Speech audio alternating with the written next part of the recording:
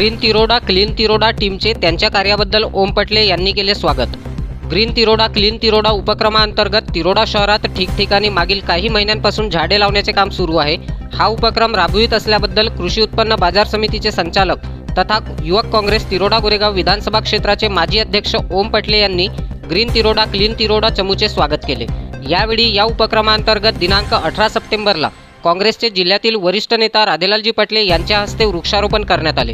कृषी उत्पन्न बाजार समितीचे संचालक तथा युवक काँग्रेस तिरोडा गोरेगाव विधानसभा क्षेत्राचे माजी अध्यक्ष ओम पटले यांनीही यावेळी या उपक्रमात सहभाग नोंदवून तिरोडा शहरात ठिकठिकाणी वृक्षारोपण केले।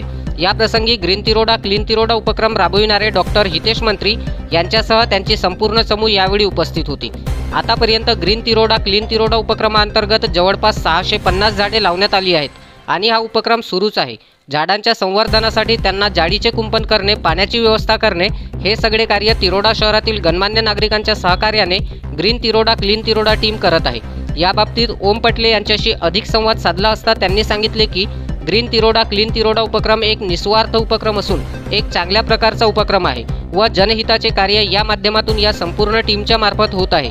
याबद्दल ओम पटले यांनी ग्रीन तिरोडा क्लीन तिरोडा टीमचे यावेळी पुष्पगुच्छ देऊन स्वागत देखील केले व नेहमी या उपक्रमाला सहकार्य करणार असे यावेळी ओम पटले यांनी सांगितले।